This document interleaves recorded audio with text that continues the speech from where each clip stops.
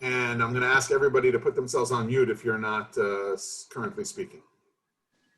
Okay, so we'll return again to Beth Elohim in Charleston, and we'll look at the journey forward and back and forward again.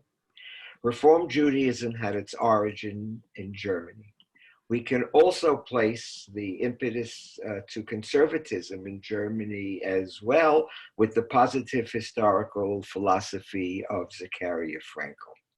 But Judaism as we know it, in philosophy and practice, is as American as apple pie and Uncle Sam. Even Hasidic Shtiblach are influenced by current America. I think this is amply evidenced by Congregation Beth Shalom, Charleston, South Carolina's journey. My concern is not Reform Judaism, but America's fertile invitation for the advancement of Jewish practice, at least up until now. Let's review Social Studies Grade 4. New Amsterdam and New England were colonized for commercial reasons. Jews arrived there by accident. Pilgrims and Puritans established Massachusetts when King James couldn't decide if pilgrims should be granted religious freedom. Rhode Island was established by religious dissidents from Massachusetts. Debtors preferred settling in Delaware than lodging in an English poorhouse. Quakers preferred to meditate in Pennsylvania. Catholics hightailed it to the New World and named their colony Maryland after Mary, wife of Charles I. And a delusional Ponce de Leon asked his followers to find the fountain of youth in Florida. Why and when did Jews go to South Carolina? That we weren't taught in grade 4. We know that Jews, Portuguese and Spanish-speaking Sephardim, were present in Charleston in 1695. How do we know? Records indicate that one Jew acted as an interpreter for the colonial governor. This bit of information is really suggests that the governor wanted to communicate with its Jewish population. Perhaps ask for support of these early Jewish settlers. But I think it's worth noting that it was important to communicate with the Jewish group. These settlers arrived from the Caribbean Dutch colonies, hoping for economic opportunity and a degree of religious tolerance. They were not disappointed. 4 years later, Carolina adopted its fundamental constitution for the colony, which was predicated on the natural rights philosophy of John Locke. The document guaranteed freedom of religious expression, specifically pointing to Jews and even heathens. When Spain invaded neighboring Georgia, Jews whose collective memories recalled the Inquisition moved north to Charleston. The community worked to integrate into general society without major resistance, and even minimally beyond Charleston.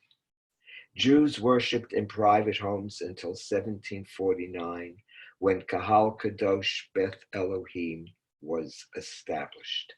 Can we get image 1?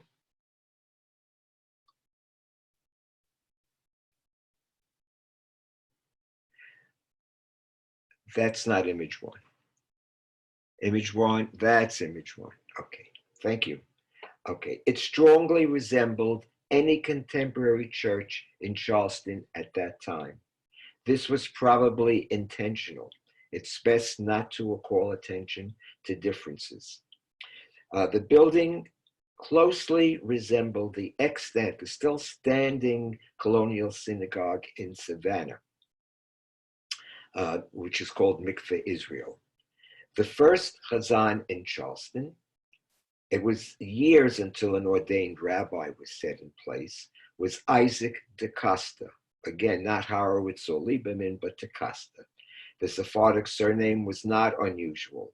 Other congregants had similar names, for example, Cardoza and de Oliveira. Services were conducted in Portuguese. Now we can look at image 3, actually, because okay. So you can see here is a copy of a the prayer book for Rosh Hashanah, and it's Congregation Beth Elohim, so there's Hebrew. The service is conducted in Hebrew, but conversation is conducted in Portuguese. Other congregations have similar names, as I mentioned. It is interesting to note that with the forming of Beth Elohim, you had the sixth synagogue active in the 13 colonies. Could we go to back to the images for a second, Charlie? So keep going to the third or the second. No. That's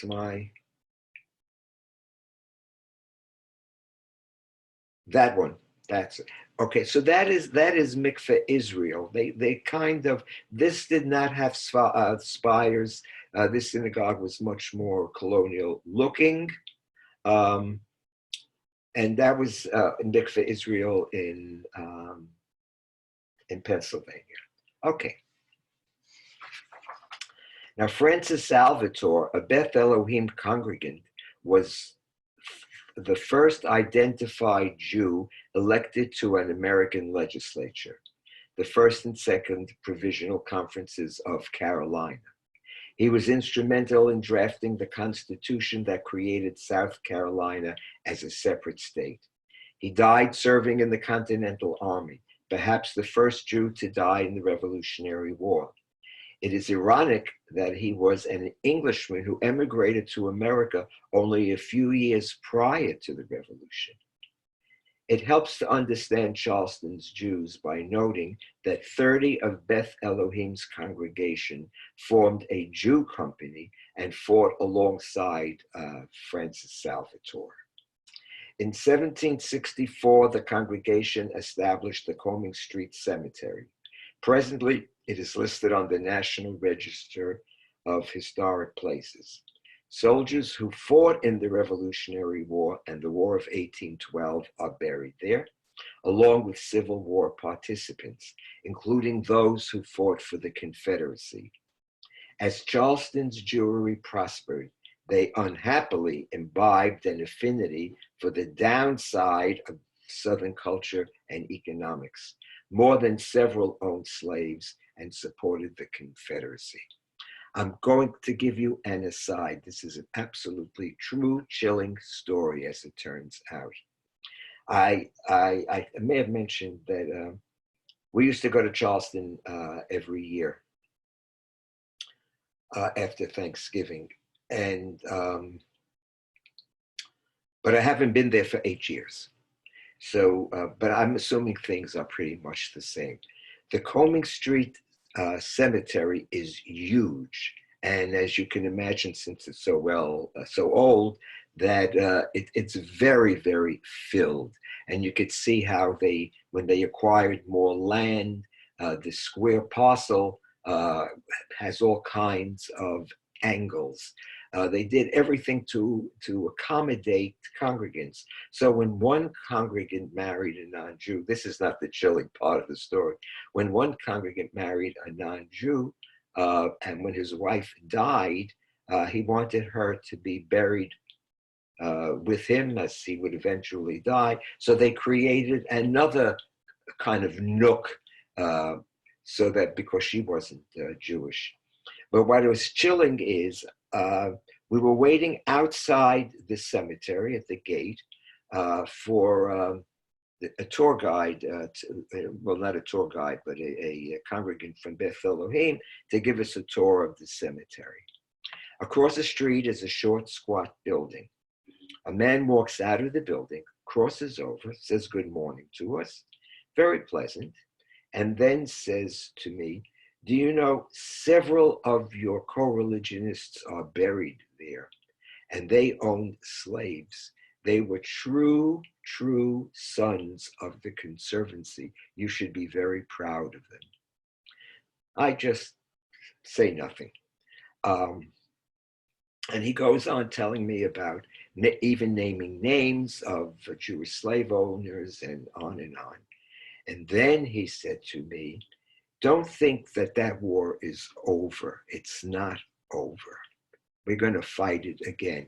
In fact, if you go into a gun store in Charleston, it's the stock is sold out. Now, this is what he says to me 8 years ago. And he said, we're just waiting. We're just waiting for the right leader in Washington. Now, this is really chilling to me. I said, the guide, the congregant who was giving us the tour came. She kind of chased him away and said to us, he's off. And I keep telling him not to bother visitors, but he persists. And so that was 8 years ago. Okay, so back to our story. As the Jewish population increased, the synagogue established the Hebrew Benevolent Society, the Hebrew Orphan Society, and a Sunday school. By this time, Ashkenazi congregants eclipsed the old Sephardic membership.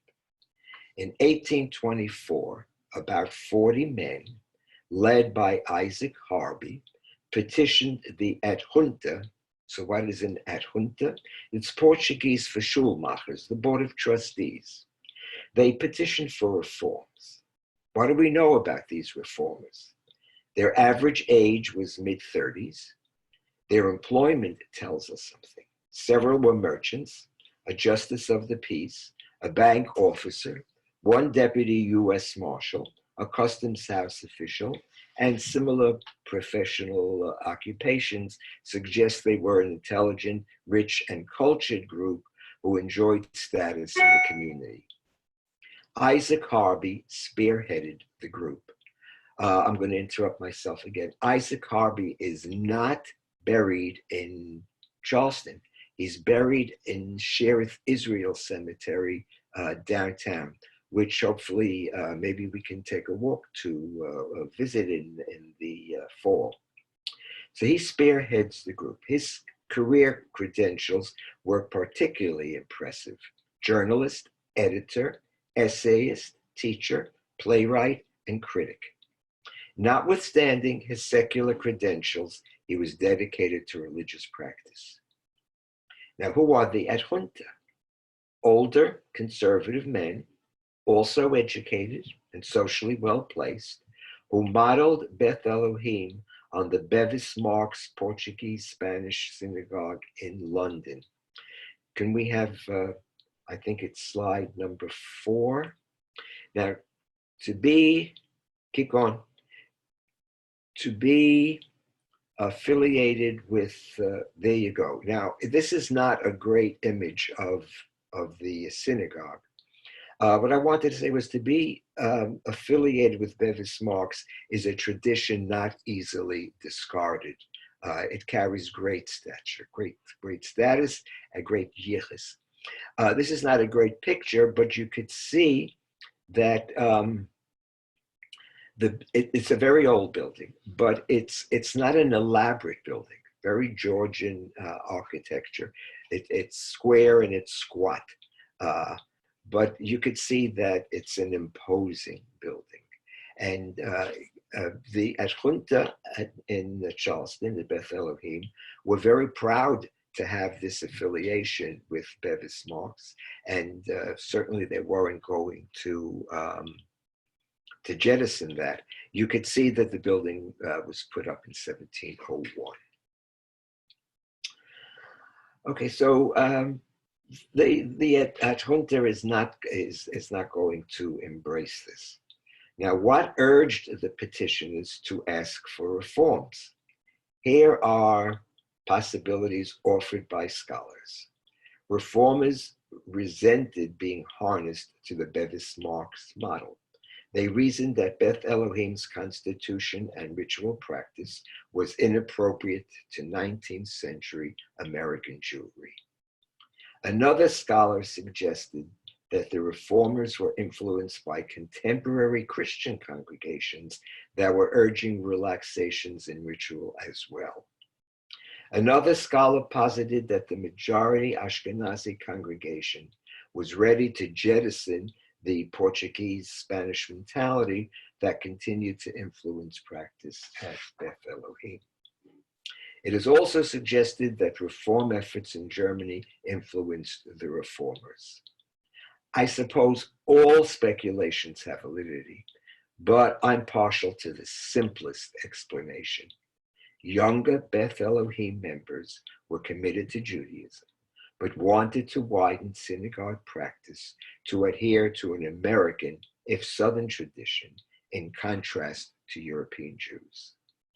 Harvey made reference to these concerns when he wrote, "Let us take a rapid glance at the history of our people since the destruction of the temple and view the contrast the Jews of the United States now exhibit in opposition to the Jews of Europe. The contra between a once powerful people, scattered by the Almighty's anger and bowed to the dust, and humiliated into ignorance by the petty tyrants of the earth, and the freeborn Jew, the citizen of these enlightened states, raising once more the brow of manhood and proud equality." Becomes very physical in his description. Harvey was also referring to image problems, that's what I'm saying. And I'm going out on a limb, but I suggest that these reformers were not unlike uptown New York City German Jews, who feared downtown Eastern European Jews would tarnish their hard-work patina and provoke anti-Semitism.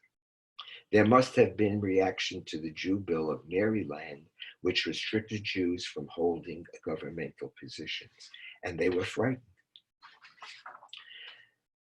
The reform petition presented to the Adjunta was conciliatory and emphasized the reformers' continuing belief in Judaism as the true faith and in Israel as God's chosen people.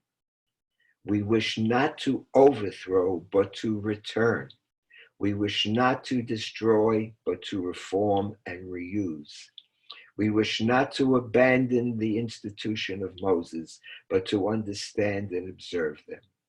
We hope that these reforms will bring back those Jews who are wandering gradually from the true God and daily losing their strong ties which bind every pious man to the faith of their fathers. Now, what did the reformers ask for? In fact, very little. The Chazan repeats some of the readings in English, quote, so that the prayers would attract more attention and respect, unquote. They wanted a weekly sermon in English, a slightly abbreviated service, no auctioneering of kibbudim. You're called up for an aliyah and that's it. Announcements to be made in English rather than Portuguese or Spanish. It seems to me these reforms were not very different than the Orthodox Young Israel movement of the early 20th century. What was the Adjunta's response? Nada, nunca, no way, not here, get over it. So what happened? The reformers resigned from the congregation and organized the Reform Society of Israelites and adopted, now they weren't going to be conciliatory, and adopted a more radical set of proposals than listed in the previous petition. They rented a room at a nearby Masonic hall and wrote a constitution. Newly emboldened, the reformers explicitly stated the tenets that would guide their synagogue. Here are a few. Not all of Torah was revealed directly by God, only the 10 Commandments. God himself is the Redeemer. This rejects the concept of messianism. References to the resurrection of the dead be understood as the immortality of the soul. The introduction of a choir and instrumental music. A late Friday night service and Musaf be removed. Now, as contemporary Jews, we are familiar with congregations that share these practices and beliefs, and so we may not find them as radical, of course, as the Junta did.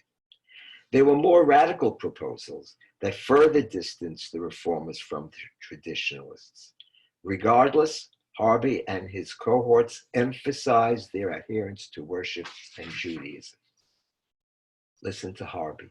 We wish to worship God, not as slaves of bigotry, but as the enlightened descendants of Abraham, Isaac, and Jacob. Another example cited in their constitution.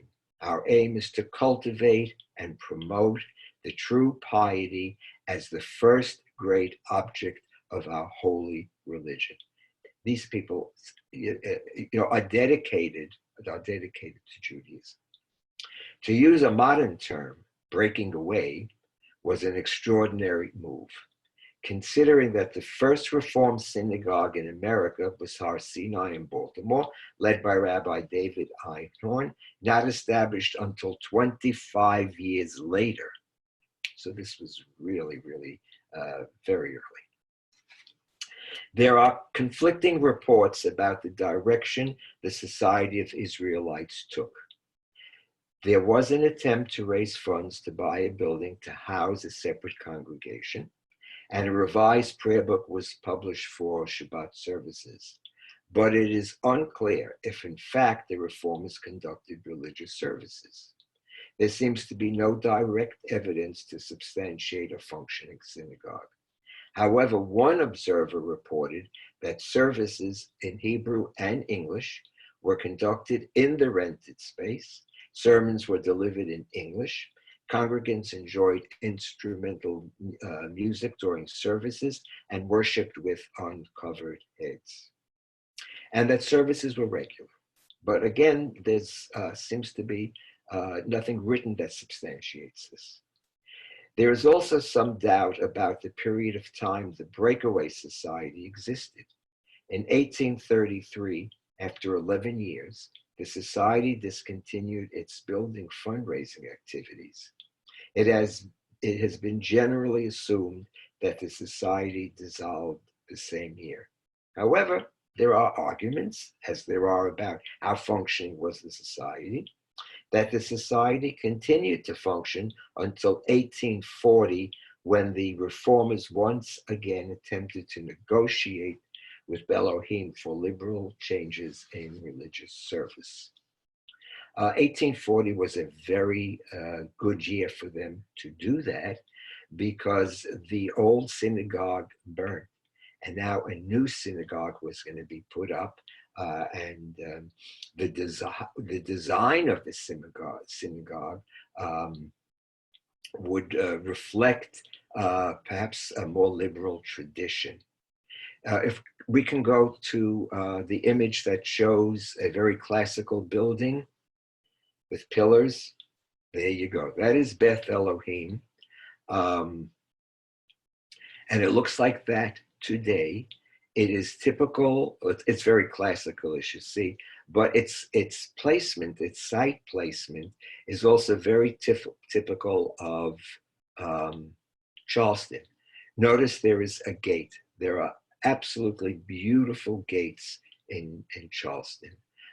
And the chief, he passed away several years ago.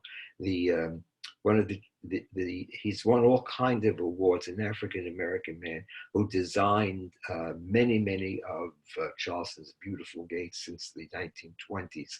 Now notice something else. The front of the building are the pillars, and that's where the main entrance is. So you would assume that the building would, but notice you're walking in through the side, is my point, not the front. When you walk in, you don't face the front of the building. When you walk into the lot, you don't face the front of the building, you face the side of the building. That is what is typical in Charleston. They call the interior, the garden, a piazza, and you enter through the side and you see the length of the building, and then you walk to the front. So again, getting back to Harvey and his followers, they felt that if with the destruction of the old synagogue, they would find perhaps some common ground as the new building was being erected. And in fact, they did. So what happened in the intervening years? Number one, Gustav Poznansky, previously known as Gedalia, when he came to South Carolina, he anglicized, became Chazan. Again, there's no rabbi. There's still no ordained, right? Poznansky made his position on observance very clear. I believe in strict observance of rabbinical and Mosaical laws. Made it very clear where he was. Later, the congregation had opportunity to question how strict. Two, as I said, the old synagogue burnt. Here was opportunity for change as plans for the synagogue were being considered. Plans such as installing an organ, the reformers hoped. And number three, there was an increase in reform sentiment among the congregants. You know, it just occurs to me before I continue, what is the big deal with the organ?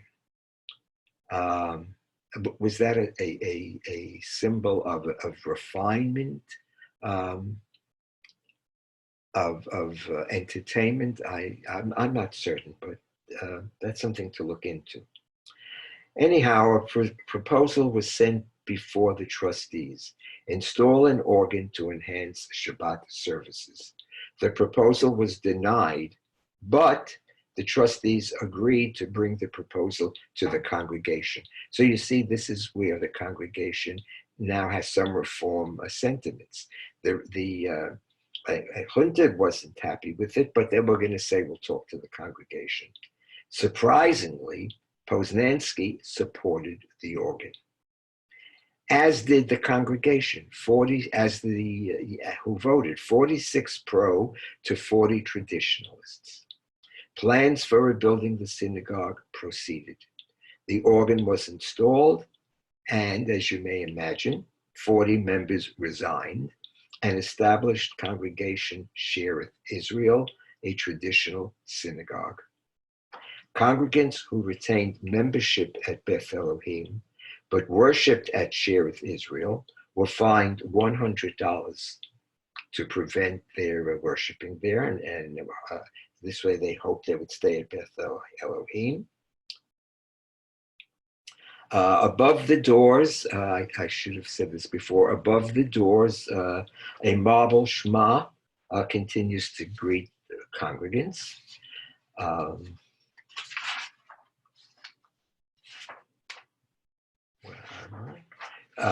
And they built it with a bima in the middle, but since then the bima has been removed from the center of the sanctuary to the front of the mahogany aron. There was a women's balcony, which was removed in favor of mixed seating. It is interesting to notice the remnants of horsetails in the stucco-like appearance of the walls. Horsetails reinforced the internal structure of the buildings in the 1800s. So the building, as you could see, is initially built according to Orthodox practice. The bima is in the middle, women sit upstairs. It is evident, but they do install, or that there are plans to install an organ. It was evident that there was strong impetus to reform, but traditionalists persisted. Consensus was beyond reach, so arguments continued. The Board of Trustees was expanded to include reformers, And the president of the Reform Society, in fact, became president of Beth Elohim. Prayers in English were proposed and then withdrawn. Poznansky again astonished the traditionalists when he proposed abolishing the second day of holiday observance. One day Rosh Hashanah, one day of Shavuot, one less day of Passover. In response to the trustees' disfavor, let's say, he discontinued offering sermons. Tensions reached the breaking point when traditionalists aligned with the group who established Shearith Israel. At a subsequent congregational meeting, which the Reform president did not attend because he didn't want tradition, he didn't want the arguments to continue at this meeting. And they were going to vote on the really putting the organ in. So he does not attend the meeting, and he's hoping that maybe this won't come up. But of course, it does. And the board president, because there was such disorder and rancor at the meeting, he refuses to allow further meetings in the synagogue. Harvey continues to speak and to point to the benefits of the United States that allow Jews to worship free of government restraint and build vibrant community. He refers to the United States as the land of salvation, the land of promise spoke in our ancient scriptures. He went further. Jews don't require some stony desert, only this happy land. Finally, a truce was agreed on. Reformers and traditionalists would rotate services. So there was an attempt at consensus, but as you may imagine, it never happens. The conflict continues. The presence of the organ continues to ignite this tension. Departing from traditional avoidance of involving secular courts in Jewish disputes, the case went to civil court. There was just no way out. Reformers contended that congregants who departed to Beth Shalom were invited to congregational meetings, which was true. At congregational meetings at Beth Elohim to bolster traditional support. Traditionalists argued that reformers with no history of Beth Elohim's background illegally packed meetings when important decisions were made.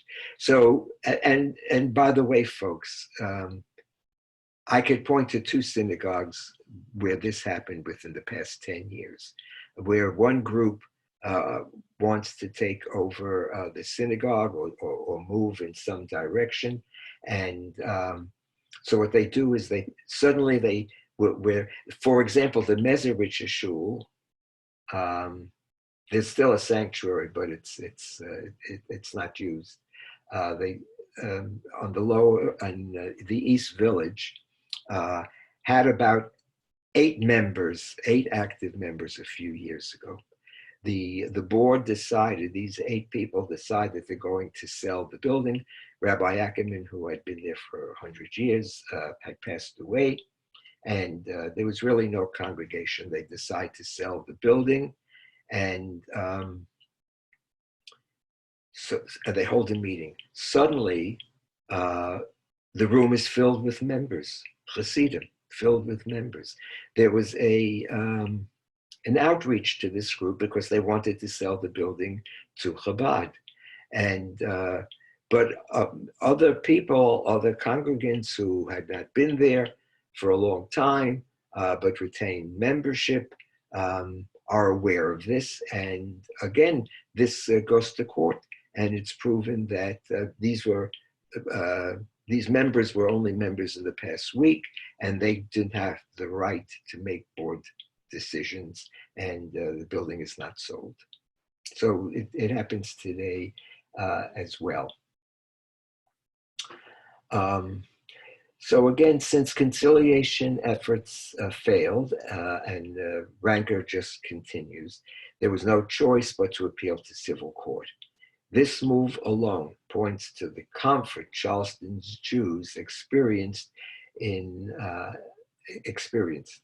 In two separate decisions, the court, citing synagogue records, upheld the reform position that congregants who left Beth Elohim were illegally invited to attend congregational meetings and skew votes. With this decision, the reform path at Beth Elohim was firmly established. The organ returned, prayers were recited in English, yarmulkes became optional, Poznansky proclaimed that Charleston was the new Zion. In 1885, if we could have the image of Brith Shalom, there you go. Again, this is not a great picture. Notice the beautiful gate, though.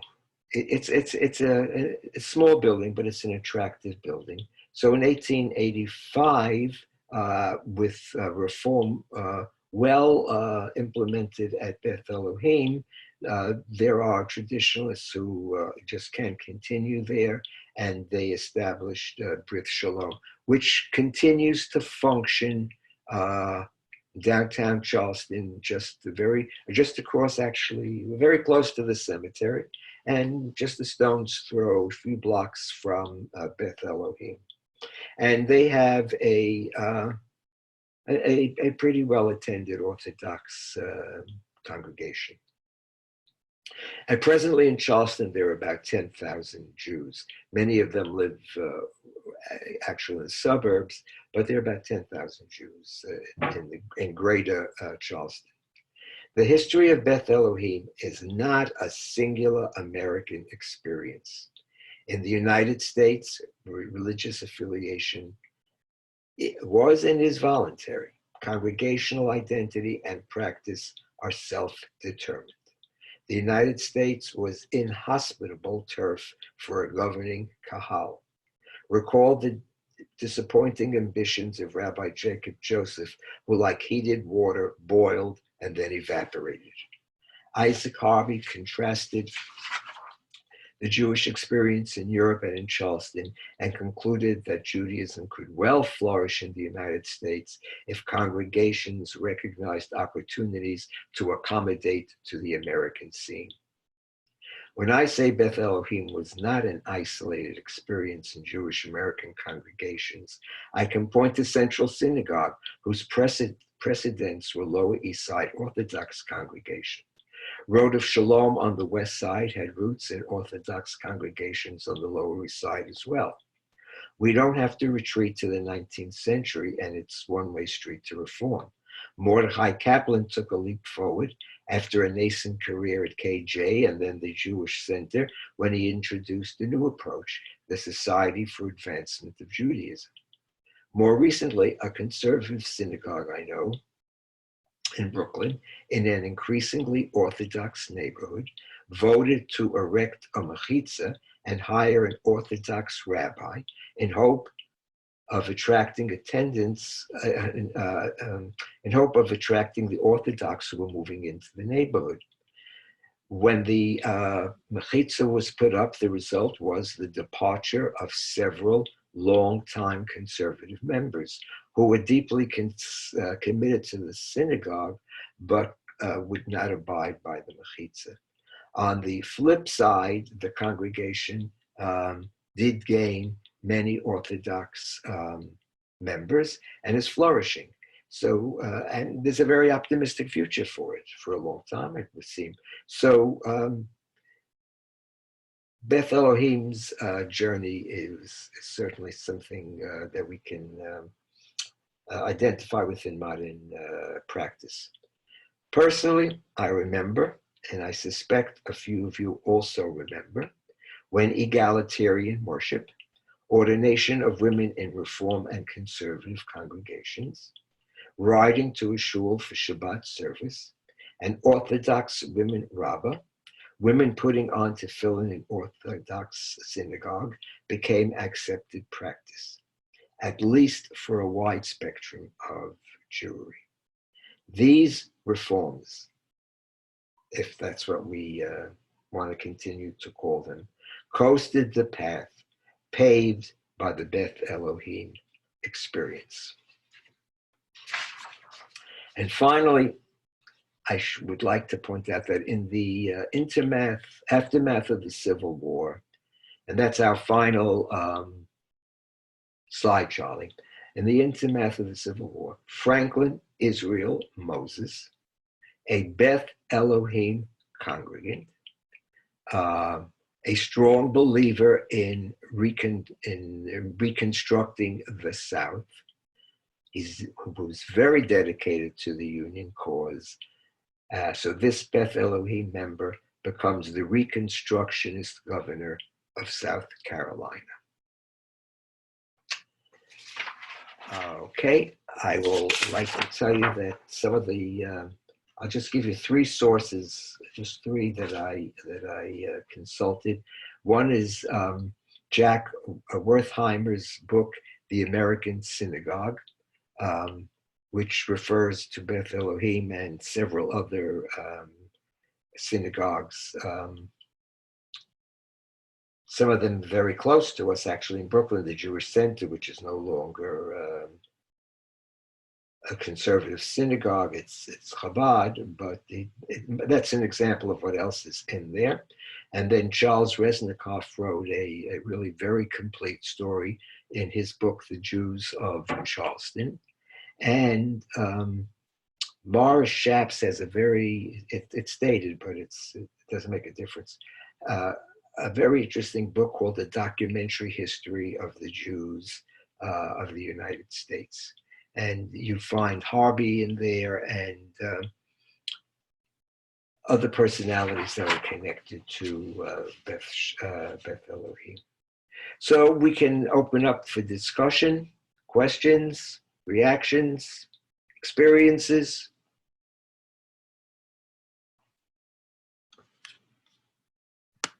When I was there last year, the main sanctuary was under construction, but instead of a tour, they did a film of what the main sanctuary looked like and what it was going to look like after the construction was done.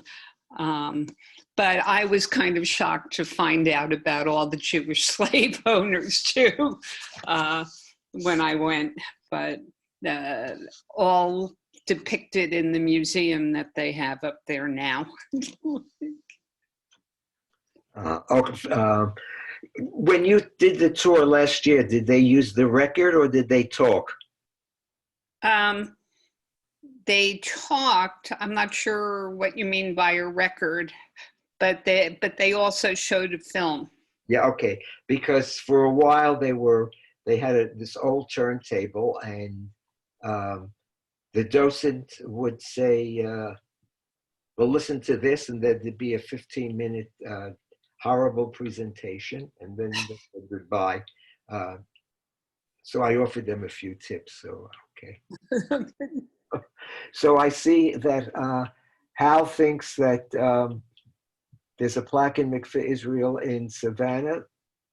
Like my cousin was visiting down there, and lo and behold, on the wall, she saw this plaque of this with the same last name, and the temple was founded in like 1733.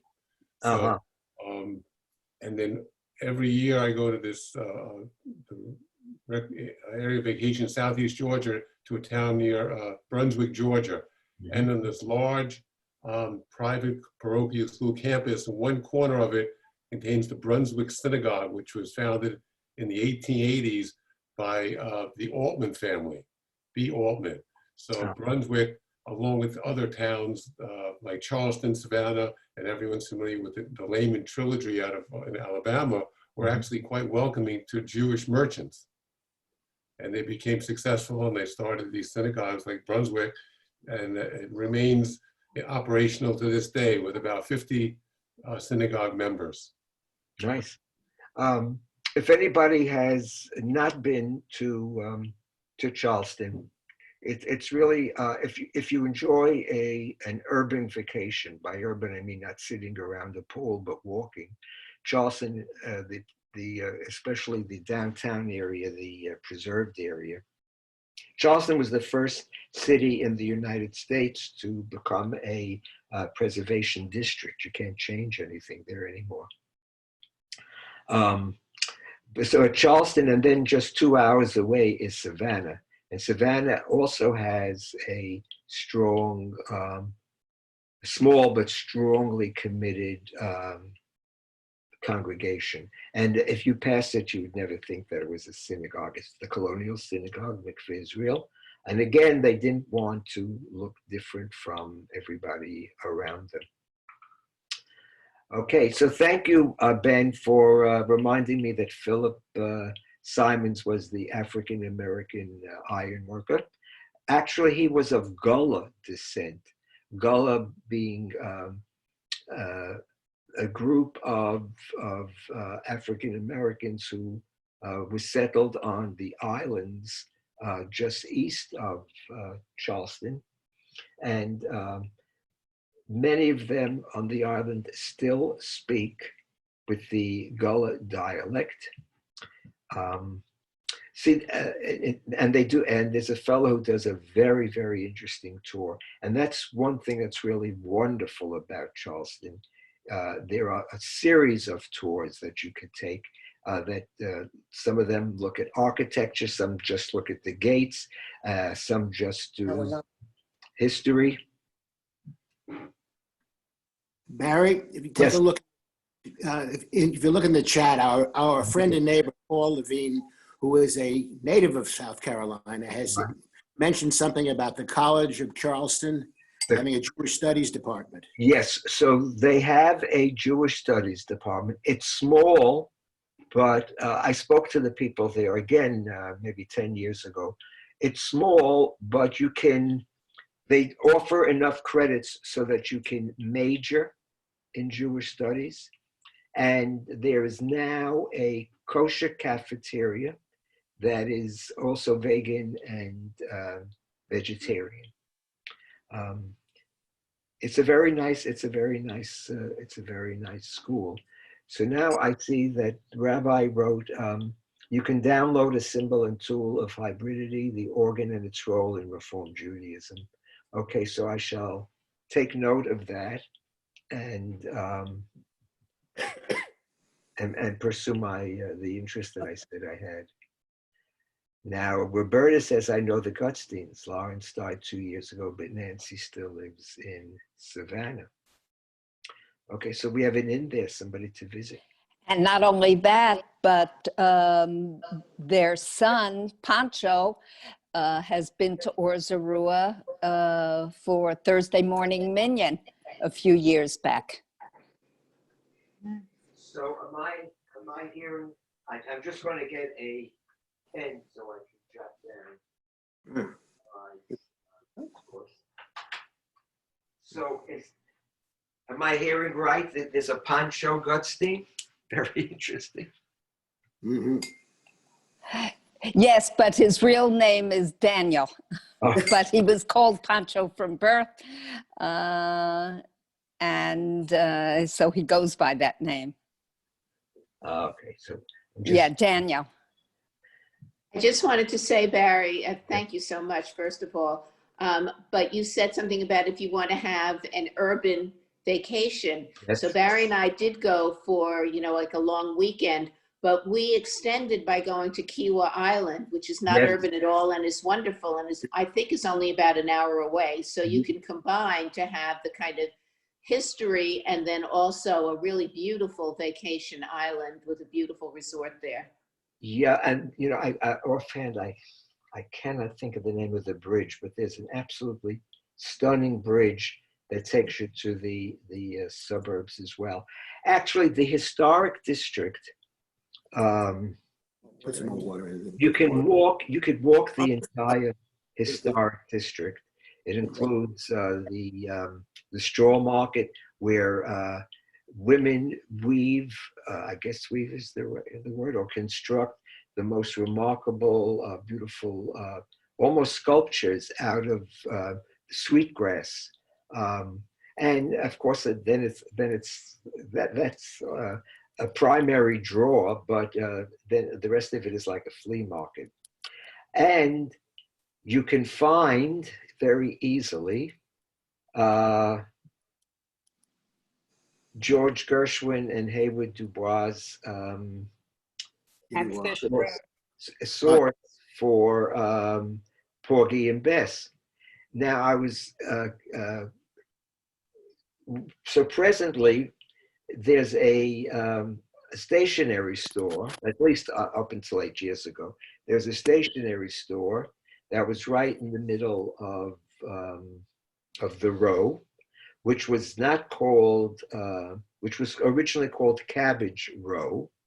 And the movie and the opera seemed to set the area right on the water, but actually it was not right on the water. It was a few blocks away. But it's interesting. You could find the spot that influenced Dubois in writing, about Porgy and Bess. And the housing is really beautiful. I'm glad that you enjoyed that, Bobby. It's really a great city. They have wonderful restaurants, and one of the best fish restaurants probably ever, called Hyman's. No matter what time you go, there's going to be a line, but you could get any kind of fish that you want, prepared how you want it. Choice of the day. Yeah. It's really nice. During Kiddush after Friday night services, I met two people. Yes. One was a young kid who just graduated from broadcasting from a college up maybe in Long Island, and he took a job down here so he could be a big fish in a small pond. Uh-huh. The other one, I don't remember the backstory, but he spent a lot of time up east, and to your everything is preserved, he came back and he could not only trace his background 4 generations, he could find his great-grandfather's house because it was still standing in town. Yeah, I think it was in the 20s that Charleston became a designated preservation. On the Underground Railroad. But you could walk outside of the what they call the peninsula, and still be in a very attractive neighborhood. And then, of course, there's a commercial a stretch as well downtown. And there's the Battery, which is built right on the water, which has some beautiful, beautiful homes. And there's a seawall that protects it from where 2 rivers converge into the Atlantic. And there are some very expensive, lovely places to stay at the Battery. Several years ago, actually, we were on our way down to Florida. We stopped a couple of nights in Charleston at a place called the Battery Carriage House. Okay. Right on the water, and it was a converted carriage house. Mm-hmm. It was lovely. Beautiful. Yes, it's great. And, I said you could take a tour of John C. Calhoun. His house is there. You could take a buggy ride. It's really very nice. Fort Sumter we went to? Yes, Fort Sumter, the beginning of the Civil War. That's a very interesting morning's experience too. It's filled with American history. I don't want to get political, but I'm not going back there so fast. Although I have a place waiting for me, but I'm not going back so fast. They also have a lot of nice men's clothing stores. Yes, that I don't know. But if I go back, You want to dress nice and you want to dress like a Southern gentleman. There's a couple of nice small, well, who knows what they have in the pandemic now, but at least when I was living down south in the 80s and for graduate school, if you went to Charleston, Uh-huh. they had things I couldn't afford. Right. Probably now can, but I don't go down there very much. But you're not going. I think we should mention, if people want to go, that it can be unbelievably hot. Yes. And you should really watch the time of year, because when we went, we had great ambitions, but it was like you were totally melting. I've never been in such humidity before. The summer is horrific. Yeah, The best time to go is, well, again, my sister at that time, well, she's passed away, but my brother-in-law is still living there, lives in North Carolina. So we used to go to North Carolina for Thanksgiving and then go to Charleston. And so this was the beginning of December. The weather, although we did have one or two really, this was not typical cold spells, but the weather could be anywhere from 55 to 70. But in the summer, the humidity is absolutely overwhelming. There is so the best time to go is early winter and spring. In May, there's the Spoleto Music Festival, which has usually over 100 different entries, and dance, classical music, jazz, chamber music, drama. But Charleston is overwhelmingly crowded at that time because people come from all over. So we used to avoid May. But you're right, Bobby, the summer is oppressive. Yeah. There's a great, if you like jazz and blues, there's spectacular music, and there's usually a thing in February and in usually September.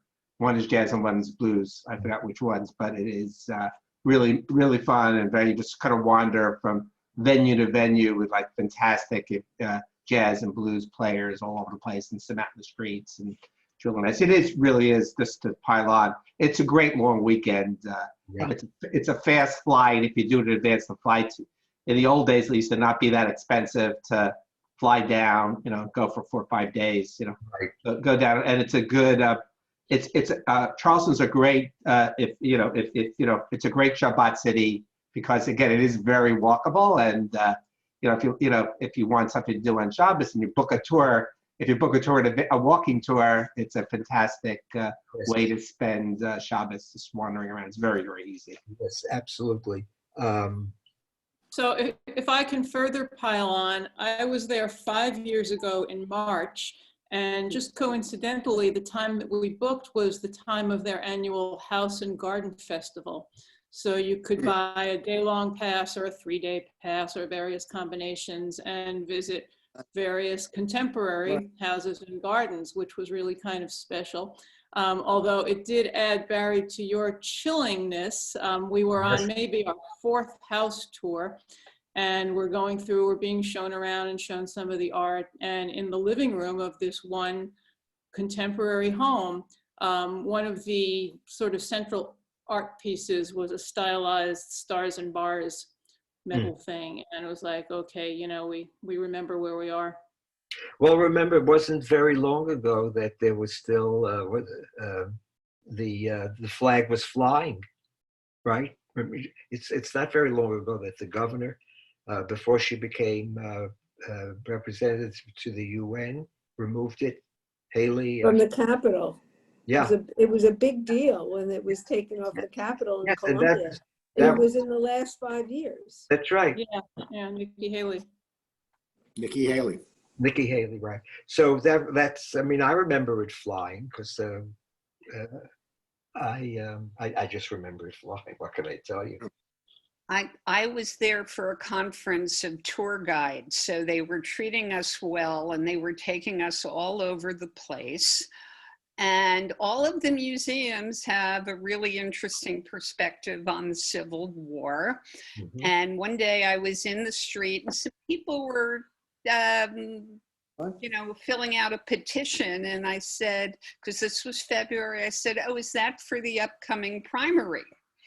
And they said, what primary? Because Charleston is unusually white, except for the people who come in from out of town to service the people who live there.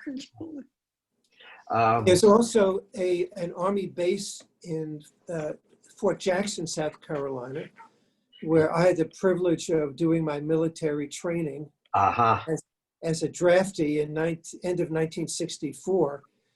And I recall that, first of all, my barracks was right near the Jewish chapel on the base, which was convenient. And they gave us some time off. And I don't recall how I did this, but I met up with someone from the synagogue or the Jewish community there, and we went to an outdoor movie. What do you call it? A drive-in movie. And I was in an Army base. Mm-hmm. Yeah, Jews. I referenced that they moved.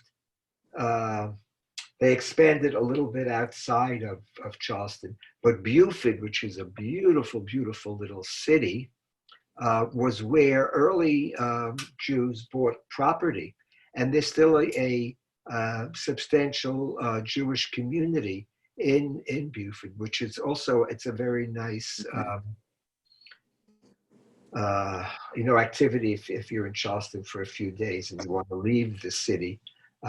And of course, there are plantations that you can visit, and similar things that give you some insight to the Southern culture. So maybe I'll rethink it and we'll organize a trip to Charleston. That would be nice. You mentioned Beaufort. Our neighbor Paul Levine, who was on this, is from Beaufort. Oh yes. Yes, and he talks. Well, he's left our lecture right now, but I'll get him to share some reminiscences. Okay, it's really a nice little restaurants, and you could sit outside by the lake. It's really very lovely. Yeah. I thought that that we would spend more time than we did, but we were there for several years every year. It was a good break in the winter. You talked about the cemetery. Yes. Was there a Kadisha activity in the early days? Yes. Yes, they had a Hevra Kadisha. Because remember, they not what they have now, I don't know. But remember, there was a very strong traditional aspect to the synagogue from its inception. Mm-hmm. Until it went reform. Once it went all reform, I don't know. And also, before they built the original synagogue, they worshipped in private homes. So they considered themselves a congregation without a building. And the reason for that is, it was still colonial times. It was under English law. Although the colonies in the United States had greater religious freedom than they did in England. That's because England wanted to promote, commerce here. So, but then once Jews were allowed, as in New York, once Jews were allowed to build a synagogue was built in the 1700s. So in 2 weeks, we'll reconvene, but we're leaving America and we're going back to the shtetl of Poland and Russia and the Ukraine to discover some of the ancient folklore that permeated these small towns in Eastern Europe. It's really a fascinating study. The book was published about 10 years ago, and I think it's called The Dark Continent. And it's a takeoff on Stanley and Livingston. It was Stanley, Livingston, who goes to Africa to study, and then Livingston finds him, and they talk about the tribal activities and beliefs. And Ansky, whose real name was Rappaport, did the same thing. He established an expedition to study what was disappearing, to study Jewish folkways that were disappearing. It's wrong to think there was shtetl that existed up until the Holocaust, but it's wrong to think that Eastern European Jewry was just a series of small towns. These small towns began to break up in the 1850s as people moved to large cities. So with the move into large cities, you also lost the small town observances and the Jewish folklore. So Ansky realizes this, gets funding, and creates this exhibition that lasted about 2 or 3 years. It would have gone on, but the World War I broke out. So I really would like to explore that with you. It's really very, very interesting. Barry? Yes, I hear you. We've started now a little bit of the South in this country, the Jewish South. At 1 o'clock, if anybody's interested, Cantor's Assembly is doing the Hajans from South Africa. And of course, most of the South African Jews came from Lithuania. Yes. But we saw part 1 last week, and part 2 is on at 1 o'clock today. And it really is wonderful. If you want to hear some wonderful music, 1 o'clock is a good time to be there. So to be where? It's a Zoom program? It's a Zoom. It's called Cantor's Assembly. Okay. And it's beautiful, beautiful, beautiful. Okay. I shall look for it. Thank you. Okay, friends. So I'll see you in 2 weeks. Thank you, Barry. Thanks so much. Yeah. Shavua tov, everyone. Thank you, Barry.